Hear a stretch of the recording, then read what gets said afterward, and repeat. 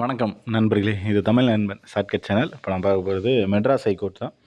மெட்ராஸ் ஹைகோர்ட்டில் வெப்சைட்டில் ஒரு சின்ன அப்டேட் அப்படின்றது கொடுத்துருக்காங்க. அது என்ன அப்படின்றத பார்த்துருவோம். ஸோ இதுதான் அஃபிஷியல் பேஜ். இந்த பேஜில் கீழே அப்படியே ஸ்க்ரோல் பண்ணிட்டு வந்தீங்க அப்படின்னா மேலே ஃபஸ்ட்டு ஒன்று கொடுத்துருக்காங்க பாருங்கள். அதாவது 22/12/2024 ஞாயிற்றுக்கிழமை அன்று மொழிபெயர்ப்பாளர் தமிழ் மற்றும் தெலுங்கு, 2வது மொழிபெயர்ப்பாளர் இந்தி ஆகிய பதவிகளுக்கு நடத்தப்பட்ட முதல்நிலை தேர்வின் ஏ தொடர் மற்றும் எல் தொடர்களுக்காக அங்கீகரிக்கப்பட்ட இறுதி முக்கிய விடைகள். மொழிபெயர்ப்பாளர் கன்னடம் மற்றும் மொழிபெயர்ப்பாளர் மலையாளம். சென்னை உயர்நீதிமன்ற சேவையில் அதனுடைய அறிவிப்பு டேட் மென்ஷன் பண்ணியிருக்காங்க. ஓகேவா? ஸோ இதை பார்த்தீங்க அப்படின்னா முக்கிய விடைகள் அப்படின்றத அவங்க மென்ஷன் பண்ணி கொடுத்துருக்காங்க. பட் நமக்கு எல்லாருக்குமே தெரியும், நம்ம எதிர்பார்க்கக்கூடிய அப்டேட் அப்படின்றது இது கிடையாது. நமக்கு தேவையான ஒரு அப்டேட் அப்படின்றது மெட்ராஸ் ஹைகோர்ட் வெப்சைட்லேருந்து வந்துச்சு அப்படின்னா அது ஓரளவுக்கு நமக்கு வரவேற்கத்தக்க விஷயமா இருக்கும்.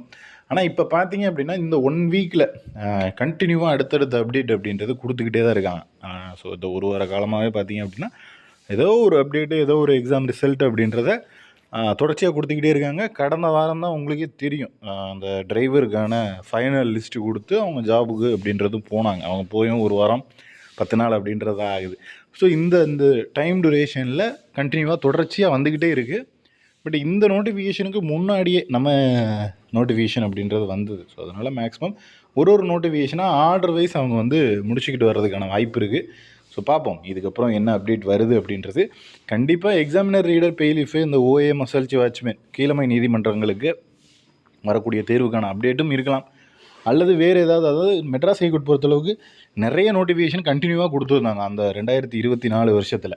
ஸோ எதுக்கு எது அப்படின்ற மாதிரி நிறைய பேருக்கு நிறைய கன்ஃபியூஷன், எந்த எக்ஸாமு என்ன ஏதுன்னே புரியாத அளவுக்கு நிறைய அவ்வளோ நோட்டிஃபிகேஷன் வந்துருந்துச்சு. ஸோ ஒன்றுக்காக அப்டேட் கொடுக்குறாங்க. ஸோ நம்ம எதிர்பார்க்குற அப்டேட்டும் வரும் அப்படின்னு கண்டிப்பாக எதிர்பார்ப்போம். பார்ப்போம் என்ன மாதிரியான அடுத்த கட்ட அப்டேட் இருக்குது அப்படின்றத. ஸோ இதில் வேறு ஏதேனும் சந்தேகங்கள் இருந்துச்சுன்னா கமெண்ட் பண்ணுங்கள். நெக்ஸ்ட் அடுத்த வீடியோவில் பார்க்கலாம். தேங்க்யூ.